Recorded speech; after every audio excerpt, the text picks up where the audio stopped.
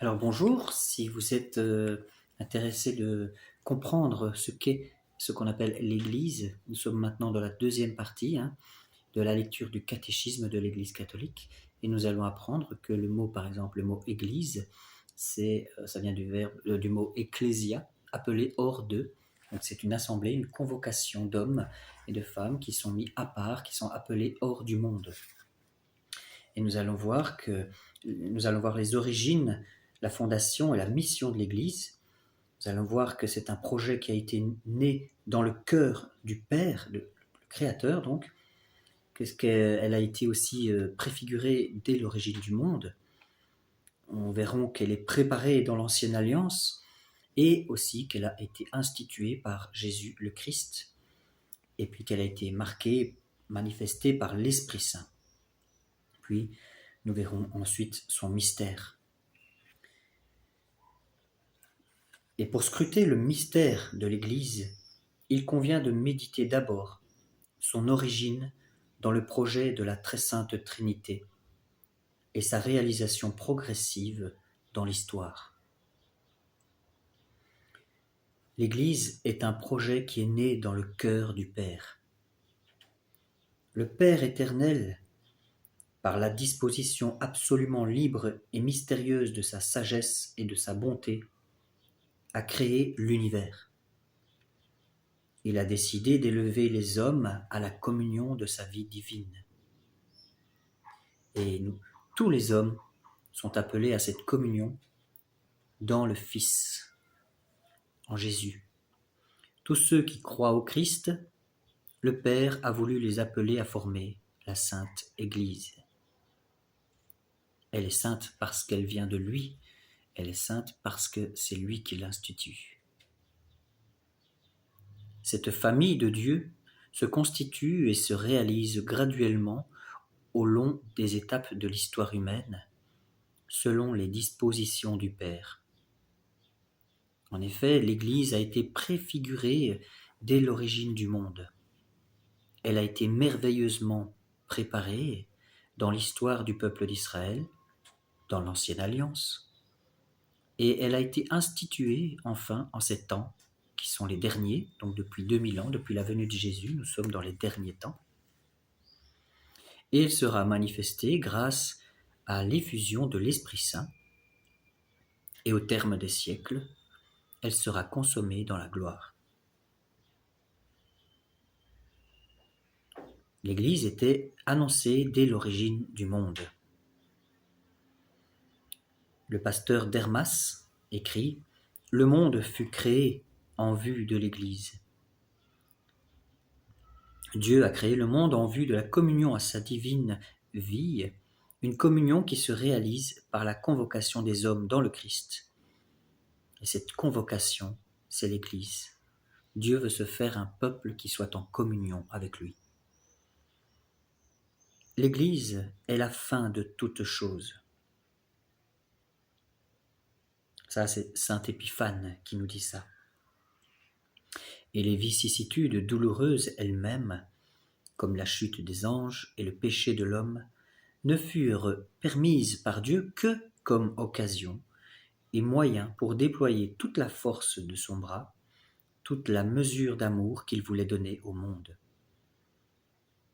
Clément d'Alexandrie écrit « De même que la volonté de Dieu est un acte et qu'elle s'appelle le monde, la création du monde, ainsi son intention, l'intention de Dieu, est le salut des hommes et elle s'appelle l'Église. » Alors, le rassemblement du peuple de Dieu commence à l'instant où le péché détruit la communion des hommes avec Dieu et celle des hommes entre eux. Le rassemblement de l'Église est pour ainsi dire la réaction de Dieu au chaos provoqué par le péché. Dieu met un peuple à part du péché. Cette réunification se réalise secrètement au sein de tous les peuples. Dans les Actes, au chapitre 10, il est dit « En toute nation, Dieu tient pour agréable quiconque le craint et pratique la justice. » La préparation lointaine du rassemblement du peuple de Dieu commence avec la vocation d'Abraham, donc avec l'appel d'Abraham, à qui Dieu promet qu'il deviendra le père d'un grand peuple. On voit ça dans Genèse 12 et 15. La préparation immédiate commence avec l'élection d'Israël comme peuple de Dieu. Par son élection, Israël doit être le signe du rassemblement futur de toutes les nations. Mais déjà, les prophètes accusent Israël d'avoir rompu l'alliance et de s'être comporté comme une prostituée. Ils annoncent une alliance nouvelle et éternelle. Cette alliance nouvelle, c'est le Christ qui l'a instituée.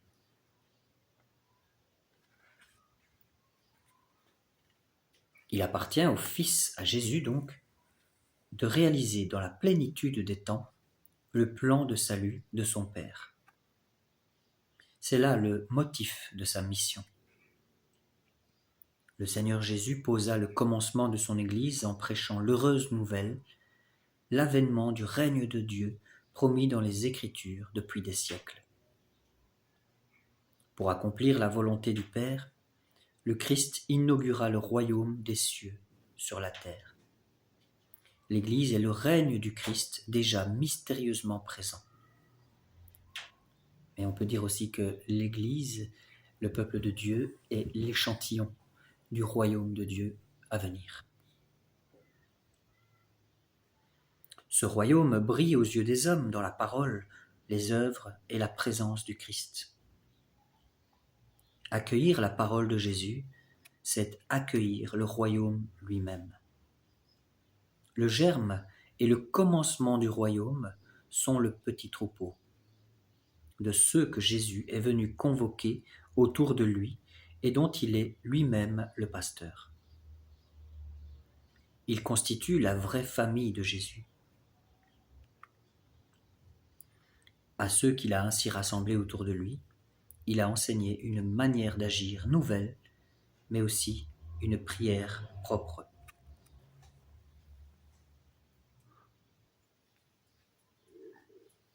Le Seigneur Jésus a doté sa communauté d'une structure qui demeurera jusqu'au plein achèvement du royaume.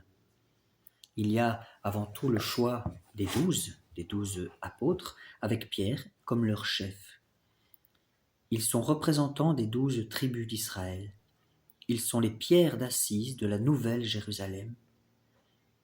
Et les 12 et les autres disciples participent à la mission du Christ, à son pouvoir, mais aussi à son sort.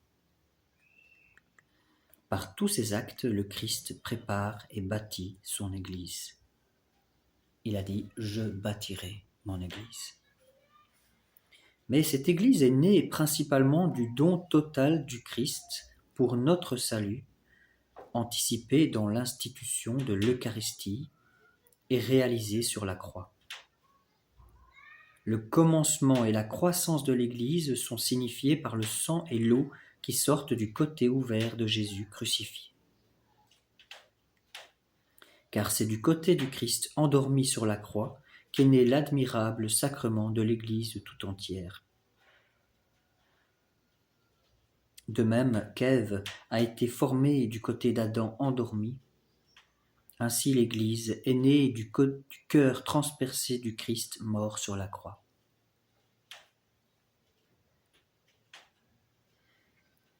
Une fois achevée l'œuvre que le Père avait chargé son Fils d'accomplir sur la terre, le jour de la Pentecôte, l'Esprit Saint fut envoyé pour sanctifier l'Église en permanence.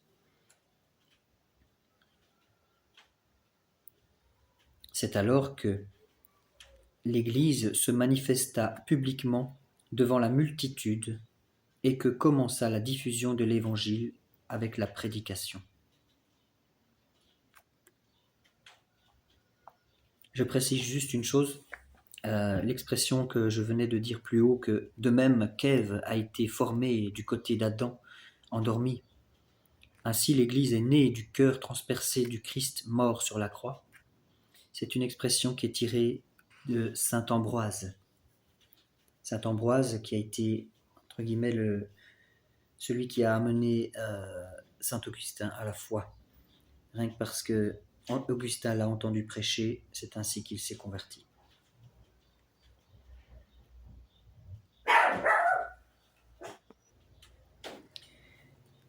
Parce qu'elle est une convocation de tous les hommes au salut, donc un appel, l'Église est par sa nature même missionnaire, envoyée par le Christ à toutes les nations pour en faire des disciples. Jésus l'avait dit, je vous envoie parmi toutes les nations. Allez, baptisez-les, enseignez-leur à observer tout ce que je vous ai prescrit. Au nom du Père, du Fils et du Saint-Esprit.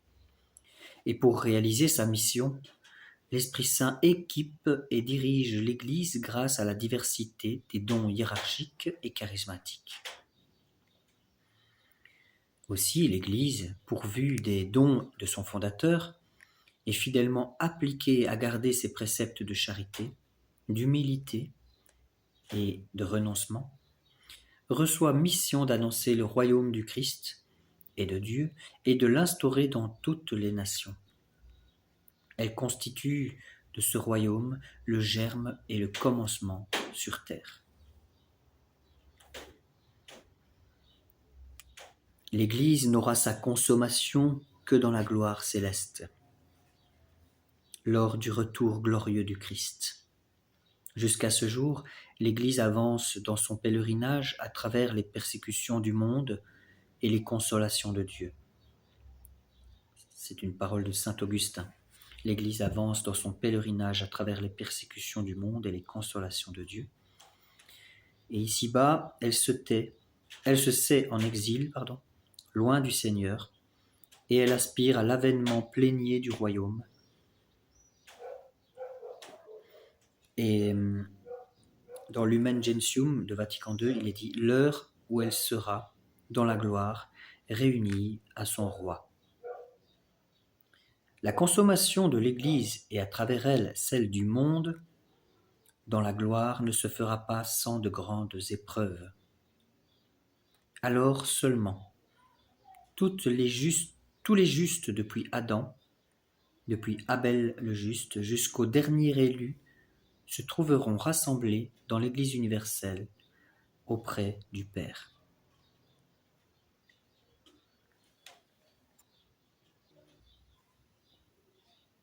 Terminons maintenant par ce qu'on appelle le mystère de l'Église. L'Église est dans l'histoire, mais elle la transcende en même temps. C'est uniquement avec les yeux de la foi que l'on peut voir en sa réalité visible, en même temps une réalité spirituelle, porteuse de vie divine. L'Église est à la fois visible, mais aussi spirituelle. Le Christ, unique médiateur, constitue et soutient continuellement son Église sainte, communauté de foi, d'espérance et de charité, ici-bas, sur terre, comme un tout visible par lequel il répand, à l'intention de tous, la vérité et la grâce. Et donc l'Église est à la fois une société dotée d'organes hiérarchiques, mais aussi de corps mystiques du Christ. C'est une assemblée visible, mais aussi une communauté spirituelle, et c'est une Église terrestre, mais aussi une Église parée de dons célestes. Ces dimensions constituent ensemble une seule réalité complexe, faite d'un double élément humain et divin.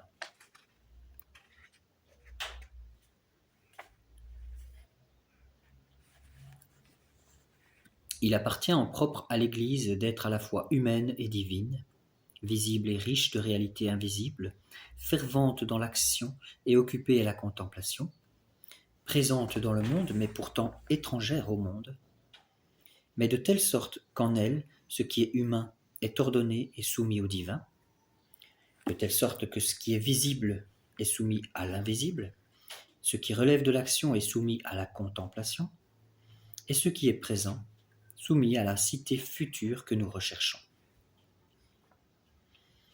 Et maintenant, un petit poème de Saint Bernard. Dans son cantique numéro 27, il dit « Humilité, sublimité, tente de Kédar et sanctuaire de Dieu, habitation terrestre et céleste palais, maison d'argile et cour royale, corps mortel et temple de lumière, objet de mépris enfin pour les orgueilleux et épouse du Christ. Elle est noire, mais belle, fille de Jérusalem, celle qui pâlit par la fatigue et la souffrance d'un long exil, a cependant pour ornement la parure céleste. L'Église est le mystère de l'union des hommes avec Dieu. C'est dans l'Église que le Christ accomplit et révèle son propre mystère comme le but du projet de Dieu. Paul, dans sa lettre aux Éphésiens, nous dit que Dieu a voulu récapituler tout en Jésus. Non, tout, c'est le peuple. Saint Paul appelle le grand mystère l'union du Christ et de l'Église. Et parce qu'elle est unie au Christ comme à son époux, l'Église devient elle-même, à son tour, le mystère. Vous voyez ça dans la lettre aux Éphésiens. Et contemplant en elle le mystère, saint Paul s'écrie « Le Christ en vous, l'espérance de la gloire ». Je ne sais pas si vous pesez les mots de ce qui vient d'être dit là, mais c'est en ça qu'il y a un mystère, c'est que le Christ en vous, l'espérance de la gloire. Donc l'Église est porteuse de Christ qui va l'amener dans la gloire. Donc nous sommes déjà en route.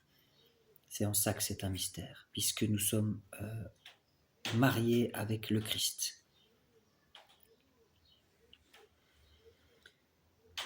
Dans l'Église, cette communion des hommes avec Dieu par la charité qui ne passe pas est la fin qui commande tout ce qui en elle est le moyen sacramentel lié à ce monde qui passe. Sa structure est complètement ordonnée à la sainteté des membres du Christ. Et la sainteté s'apprécie en fonction du grand mystère, dans lequel l'épouse répond par le don de l'amour au don de l'époux. Marie nous précède tous dans la sainteté, qui est le mystère de l'Église, comme une épouse sans tache ni ride. C'est pourquoi la dimension mariale de l'Église précède sa dimension pétrinienne, c'est-à-dire que l'Église est avant tout mariale avant d'être de pierre, dans le sens où c'est Marie qui, la première, à l'Annonciation, a dit oui à l'ange qui lui annonçait que Jésus allait être le chef de l'Église et qui allait créer un peuple par elle-même, par elle. Donc, c'est pour ça qu'on peut s'identifier à la foi de Marie. Enfin, le mot grec « mysterion » a été traduit en latin par deux termes, mysterium et sacramentum. Dans l'interprétation ultérieure, le terme sacramentum exprime davantage le signe visible de la réalité cachée du salut, indiqué par le terme mysterium. En ce sens, le Christ est lui-même le mystère du salut. Il n'y a pas d'autre mystère que le Christ, nous dit saint Augustin, et l'œuvre salvifique de son humanité sainte et sanctifiante est le sacrement du salut qui se manifeste et agit dans les sacrements de l'Église, ce que les églises d'Orient appellent aussi les saints mystères. Donc les 7 sacrements sont les signes et les instruments par lesquels l'Esprit Saint répand la grâce du Christ, qui est la tête, dans l'Église qui est son corps. L'Église contient donc et communique la grâce invisible qu'elle signifie. C'est en ce sens analogique qu'elle est appelée sacrement. Donc je rappelle, le mot sacrement, c'est la définition, c'est la réalité visible d'une chose invisible. La représentation visible d'une réalité invisible. Enfin, l'Église est dans le Christ en quelque sorte le sacrement, c'est-à-dire à la fois le signe et l'instrument de l'union intime avec Dieu et de l'unité de tout le genre humain. Être le sacrement de l'union intime des hommes avec Dieu, C'est là le premier but de l'Église. Parce que la communion entre les hommes s'enracine dans l'union avec Dieu, l'Église est aussi le sacrement de l'unité du genre humain. En elle, cette unité est déjà commencée, puisqu'elle rassemble des hommes de toutes nations, races, peuples et langues. Et en même temps, l'Église est signe et instrument de la pleine réalisation de cette unité qui doit encore venir.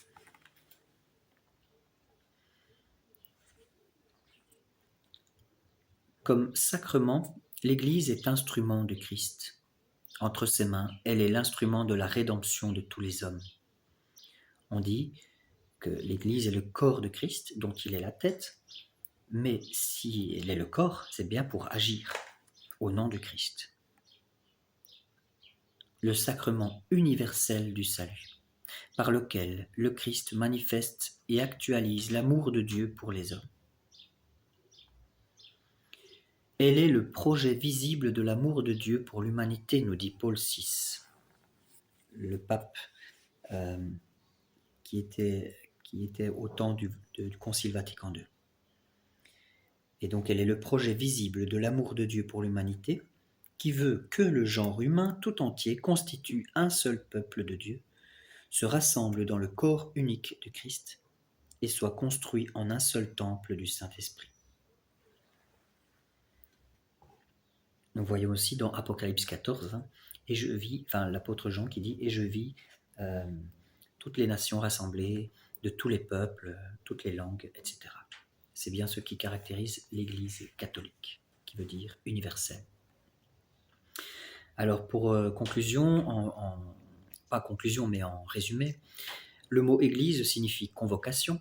Il désigne l'assemblée de ceux que la parole de Dieu convoque pour former le peuple de Dieu et qui, nourris du corps du Christ, l'Eucharistie, deviennent eux-mêmes corps du Christ. C'est là qu'on voit que tout prend son sens, puisque la source et le sommet de la messe dans l'Église catholique, c'est l'Eucharistie. Et c'est bien là le centre vraiment de la vie chrétienne, c'est de recevoir le corps de Christ pour pouvoir faire corps avec lui, et intimement, mais en communauté. Ensuite, l'Église est à la fois chemin et but du dessein de Dieu, du projet de Dieu. Préfigurée dans la création, préparée dans l'ancienne alliance, fondée par les paroles et les actions de Jésus-Christ, réalisée par sa croix rédemptrice et sa résurrection, elle est manifestée comme mystère de salut par l'effusion de l'Esprit Saint. Elle sera consommée ou réalisée dans la gloire du ciel comme assemblée de tous les rachetés de la terre. L'Église est à la fois visible, spirituelle, société hiérarchique et corps mystique du Christ. Elle est une, formée d'un double élément humain et divin, et c'est là son mystère que seule la foi peut accueillir. Enfin, l'Église est dans ce monde-ci le sacrement du salut, donc le signe visible du salut. Le signe est l'instrument de la communion de Dieu et des hommes. Voilà, merci de m'avoir suivi jusqu'au bout. Soyez bénis et que Dieu vous éclaire sur les mots qui ont été utilisés afin de bien comprendre ce qu'est l'Église. Gloire au Père, au Fils et au Saint-Esprit. Amen.